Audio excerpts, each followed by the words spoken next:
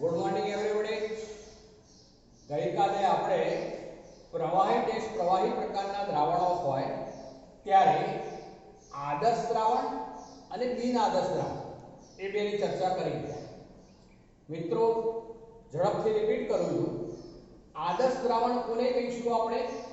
તો જે દ્રાવણો સાંદ્રતાના સમગ્ર ગાળા દરમિયાન રાઉટના નિયમનું પાલન કરે છે તેમને આદર્શ દ્રાવણો કહે છે.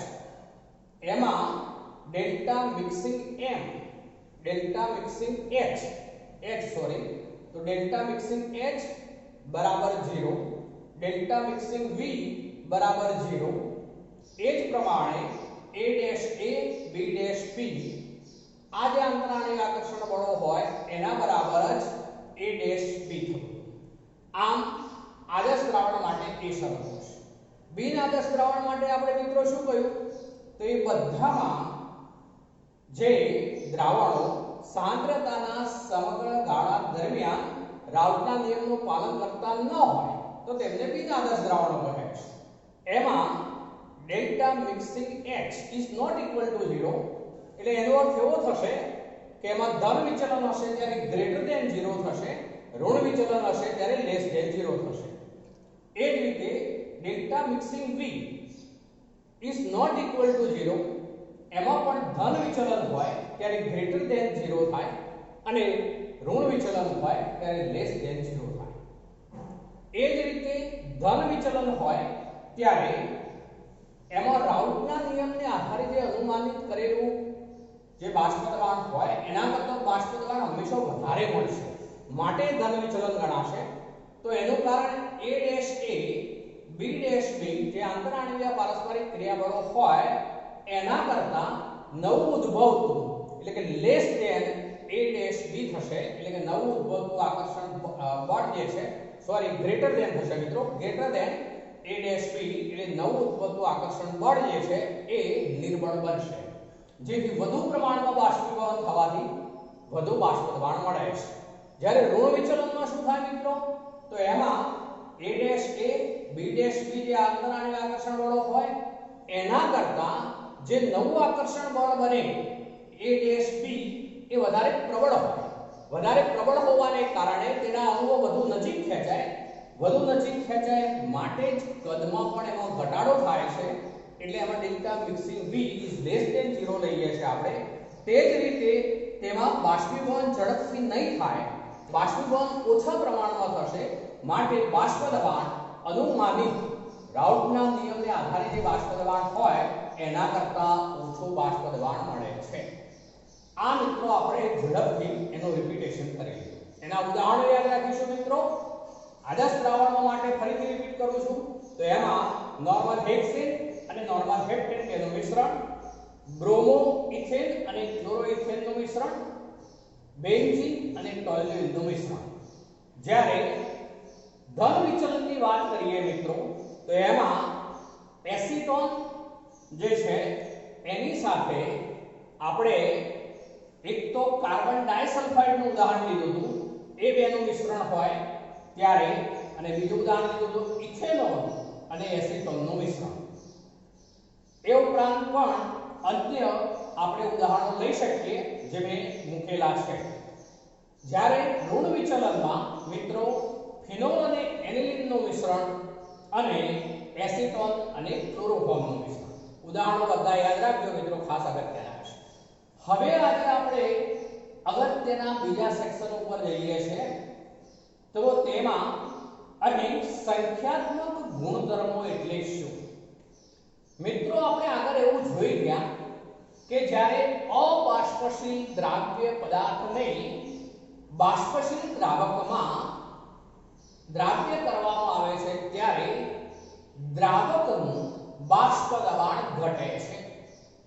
આ દ્રાવણના બાષ્પ દબાણના ઘટાડા સાથે દ્રાવકના અન્ય ગુણધર્મોમાં પણ ફેરફાર જોવા મળે છે, જેવા કે દ્રાવકના બાષ્પ દબાણમાં થતો સાપેક્ષ ઘટાડો. મિત્રો બરોબર હું બોલું છું, ધ્યાન રાખજો. દ્રાવકના બાષ્પ દબાણમાં થતો સાપેક્ષ ઘટાડો, ઘટાડો એટલો નહીં, સાપેક્ષ ઘટાડો બોલું છું તો એક આ દ્રાવણના બાષ્પ દબાણમાં થતો સાપેક્ષ ઘટાડો, બીજું લઈએ છે તો દ્રાવક ના ઉત્કલન બિંદુનું ઉન્નયન એટલે વધારો, ત્રીજું દ્રાવકના ઠાર બિંદુનું અવનયન એટલે ઘટાડો, અને ચોથું દ્રાવણનું અભિસરણ અથવા તો પરાસરણ દબાણ.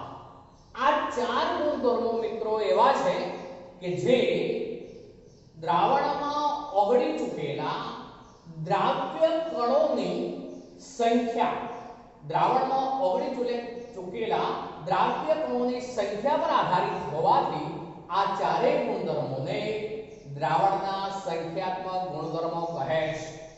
એટલે એનો અર્થ એવો થયો મિત્રો કે ફરીથી રિપીટ કરું છું, જે ગુણધર્મો જેવા કે દ્રાવકના બાષ્પ દબાણમાં થતો સાપેક્ષ ઘટાડો, દ્રાવકના ઉત્કલન બિંદુનું ઉન્નયન એટલે કે વધારો, દ્રાવકના ઠાર બિંદુનું અવનયન એટલે કે ઘટાડો, અને દ્રાવણનું અભિસરણ અથવા પરાસરણ દબાણ, આ ચારેય ગુણધર્મો દ્રાવણમાં ઓગળી ચૂકેલા દ્રાવ્ય કણોની સંખ્યા પર આધારિત હોય છે, જેથી તેમને દ્રાવણના સંખ્યાત્મક ગુણધર્મો તરીકે ઓળખવામાં આવે છે. હવે મિત્રો આ ચારેય જે ગુણધર્મો છે એની અલગ અલગ થિયરીઓ આપણા કોર્સમાં છે. એમાં સૌથી પહેલા આપણે દ્રાવણના બાષ્પ દબાણમાં થતો સાપેક્ષ ઘટાડો જે છે એની ચર્ચા ઉપર પહેલા આવીએ છીએ. મિત્રો આગળ આપણે એવું જોઈ ગયા કે જ્યારે ઘન અબાષ્પશીલ દ્રાવ્ય પદાર્થ દ્રાવકમાં જ્યારે ઉમેરવામાં આવે છે ત્યારે તેની ઉપરની સપાટી પર દ્રાવકના અણુઓનો અંશ ઘટી જાય છે, જેથી બાષ્પ દબાણ પણ ઘટે છે. આમ શુદ્ધ દ્રાવકના બાષ્પ દબાણ કરતા દ્રાવણનું બાષ્પ દબાણ હંમેશા ઓછું જ હોય છે. આપણે એ બંને વચ્ચેનો સંબંધ પ્રસ્થાપિત કરી ગયા છીએ. તેમાં આ રીતે આગળ આવી ગયું આપણે કે P1 બરાબર P0 of 1 into x1. ફરીથી રિપીટ કરું છું મિત્રો, જેને આપણે રાઉટના નિયમ તરીકે આગળ ઓળખાવ્યો છે. P1 અહીં 1 ઘટક જે છે એ આપણે દ્રાવકના અનુસંધાનમાં લઈએ છીએ. P1 દ્રાવકનું બાષ્પ દબાણ, જે દ્રાવણમાં રહેલા દ્રાવકનું જ બાષ્પ દબાણ છે, કારણ કે દ્રાવ્ય પદાર્થ અહીંયા અબાષ્પશીલ છે. આ શુદ્ધ દ્રાવકનું બાષ્પ દબાણ એવું બોલાશે જ્યારે આ દ્રાવકના મૂળ અંશ છે. હવે આપણે બાષ્પ દબાણમાં થતો ઘટાડો લેવો હોય તો એમાં આપણે બાષ્પ દબાણમાં થતો ઘટાડો જે P0 of 1 minus P1 લેવો પડે, જેથી આ સમીકરણ જે છે તેને બંને બાજુથી P0 of 1 વડે આપણે P0 of 1 લઈ એમાંથી બંને બાજુ બાદ કરીએ તો આવું બની જશે મિત્રો P0 of 1 minus P1 બરાબર P0 of 1 minus P0 of 1 into x1. અહીં P0 of 1 minus P1 બરાબર ડેલ્ટા P પણ મૂકી શકાશે, બરાબર અહીંયા P0 of 1 કોમન નીકળશે એટલે P0 of 1 કૌંસમાં 1 minus x1. હવે મિત્રો આપણે જાણીએ છીએ 1 minus x1 બરાબર તો શું થશે તો x2, કારણ કે x1 plus x2 બરાબર 1 છે, માટે 1 minus x1 બરાબર x2 થશે. માટે આપણે આવું લઈ શકીએ મિત્રો P0 of 1 minus P1. હું આ ડેલ્ટા P ને આગળ લઈ લઉં છું તો લઈ શકાય મિત્રો, એટલે ડેલ્ટા P બરાબર P0 of 1 minus P1 બરાબર P0 of 1 into x2. હવે મિત્રો આ P0 of 1 જે છે એને હું આના છેદમાં લઈ આવું છું તો હું આવું કહી શકું delta P upon P0 of 1 બરાબર બીજી રીતે હું આના છેદમાં પણ લઈ શકું તો P0 of 1 minus P1 upon P0 of 1 બરાબર x2 થશે। તો મિત્રો આ જે પદ છે એ બાષ્પ દબાણમાં થતો સાપેક્ષ ઘટાડો છે। P0 of 1 minus P1 upon P0 of 1 આ પદ એ બાષ્પ દબાણમાં થતો સાપેક્ષ ઘટાડો છે। હવે કેવી રીતે આ પદ આમ તો કહી શકાય સાપેક્ષ ઘટાડો, તમને એક વધારાની સમજૂતી આપું છું।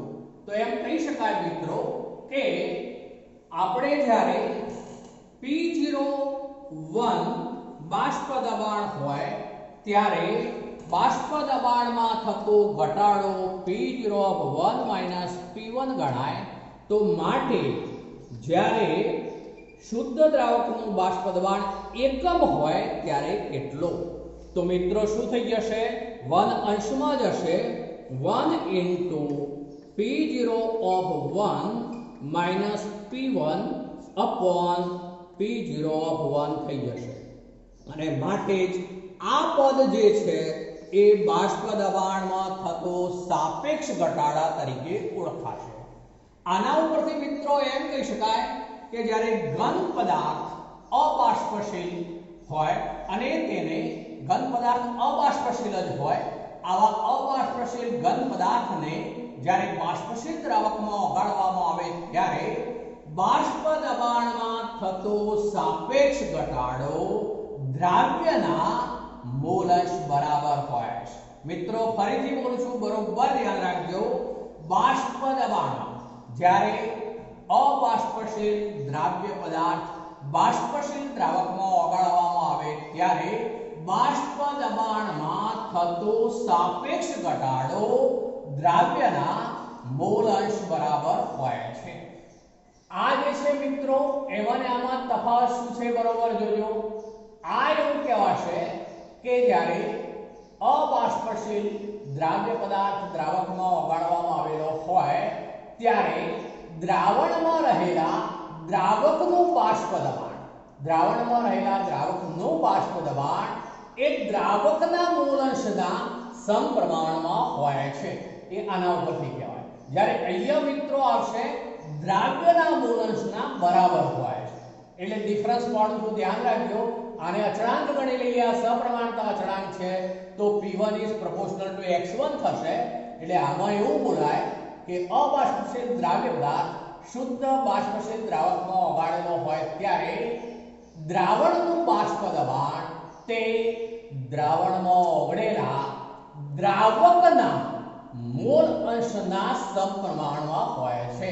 જ્યારે અહીંયા થશે બાષ્પ દબાણમાં થતો સાપેક્ષ ઘટાડો દ્રાવ્યના મોલ અંશ બરાબર હોય છે। પણ મિત્રો હવે x2 બરાબર કરશું તો n2 છેદમાં n1 plus n2। જ્યારે મંદ દ્રાવણ હોય ત્યારે આપણે આવું લઈ શકીશું અહીંયા n2 છેદમાં n1 plus n2।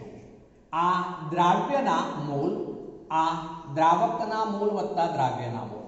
હવે મિત્રો જ્યારે મંદ દ્રાવણ હોય ત્યારે દ્રાવ્યનો જથ્થો ઘણો જ ઓછો ગણાશે એટલે n2 is less than n1 હોવાથી છેદમાંથી આપણે n2 દૂર કરી શકીશું। તો મિત્રો P0 of 1 minus P1 upon P0 of 1 બરાબર n2 છેદમાં n1 થશે। પણ હવે મિત્રો આપણે જાણીએ છીએ મોલ બરાબર શું? તો આપેલ દળ ભાગ્યા મોલર દળ। તો એ મુજબ અહીંયા દ્રાવ્ય જે છે એનું દળ ભાગ્યા દ્રાવ્યનું મોલર દળ એટલે કે W2/m2 જ્યારે અહીંયા મૂકીશું W1/m1। તો મિત્રો હવે આવું સૂત્ર થઈ જશે P0 of 1 minus P1 upon P0 of 1 બરાબર W2 છેદમાં m2 into આમાં W1 છેદમાં M1 આવશે મિત્રો, પણ M1 સીધા અંશમાં લઈ જઈએ તો M1 છેદમાં W1. આ સૂત્ર જે છે એના ઉપરથી બાષ્પ દબાણમાં થતો સાપેક્ષ ઘટાડો શોધવાના દાખલાઓ આવશે મિત્રો. એટલે આ એક સૂત્ર અગત્યનું છે. અહીં ક્યારેક દ્રાવ્ય પદાર્થનું મોલર દર શોધવાનું પૂછાય છે તો M2 સૂત્ર કરતા બનાવી દઈએ આપણે તો આવું થઈ જશે મિત્રો. હું M2 સૂત્ર કરતા બનાવું છું તો M2 બરાબર આ P0 અંશમાં જશે મિત્રો, પછી P0 P1 છેદમાં આવશે અને આ બાજુ જે બાકી રહેશે એમાં W2 into M1 by W1. આપણે મિત્રો M2 એટલું આ બાજુ લઈ આવ્યા, આ બંને પદ અહીંયા લઈ ગયા, પક્ષાંતર કરી દીધું છે અને આ જે W2 into M1 into છેદની અંદર છે W1. તો આ સૂત્રનો ઉપયોગ કરી દ્રાવ્ય પદાર્થનો અણુભાર શોધી શકાય છે. મિત્રો આની ઉપર આધારિત એક આપણે શોર્ટ દાખલો છે તો એ દાખલો હવે પછી લઈ લઈશું.